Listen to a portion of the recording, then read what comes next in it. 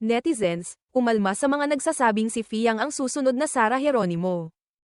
Usap-usapan ngayon sa social media si Fiang Smith, ang tinanghal na big winner ng Pinoy Big Brother, Gen 11. Matapos niyang kantahin ang isa sa mga pinakasikat na awitin ni Sarah Geronimo, ang Kilometro, sa kanyang kauna-unahang album launch at fan meet na ginanap sa New Frontier Theater noong Linggo. Ika-22 ng Hunyo. Hindi nagtagal matapos ang kanyang performance ay agad itong nag-viral sa iba't ibang social media platforms. Nahati ang opinyon ng publiko, habang ang ilan ay pinuri siya. Marami rin ang umalma at kinwestiyon ang kanyang performance. Para sa kanyang mga taga-suporta, naging inspirasyonal ang pagganap ni Fiang. At may ilan pang nagsabing malaki ang potensyal ng dalaga na maging isang malaking pop star sa bansa. Ito na ang papalit kay Sarah G, komento ng isang fan sa isang viral video clip ng kanyang performance. May ilan ding nagsabing kitang-kita raw ang effort ni Fiang at deserve niyang bigyan ng pagkakataong makapasok sa mainstream music industry.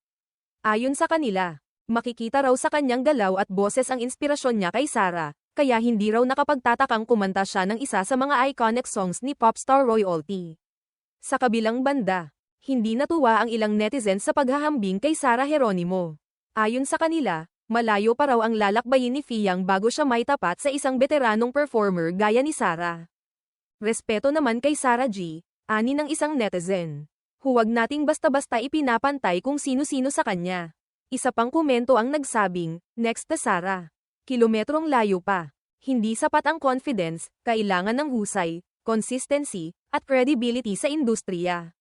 May isa pang nagsabing, marami ka pang kakaining bigas, Fiang.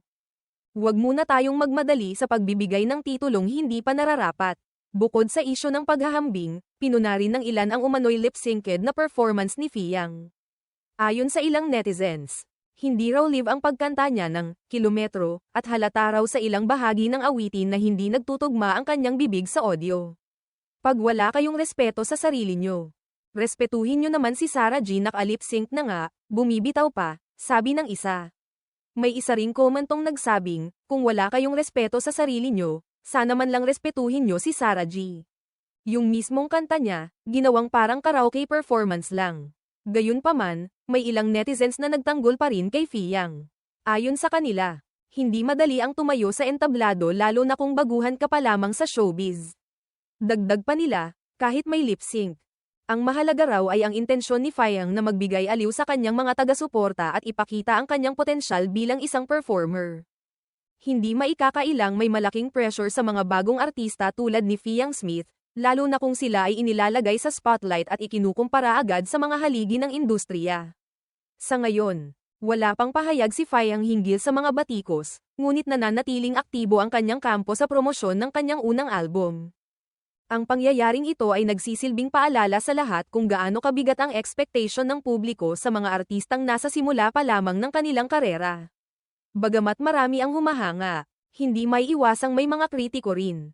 Sa huli, tanging oras at pagsisikap ni Fiang ang magpapatunay kung siya nga ba ay may tsansang maging isa sa mga bagong pangalan na tatatak sa industriya ng musika, at kung kayang tapatan o kahit bahagyang sundan ang mga yapak ng isang Sarah Geronimo.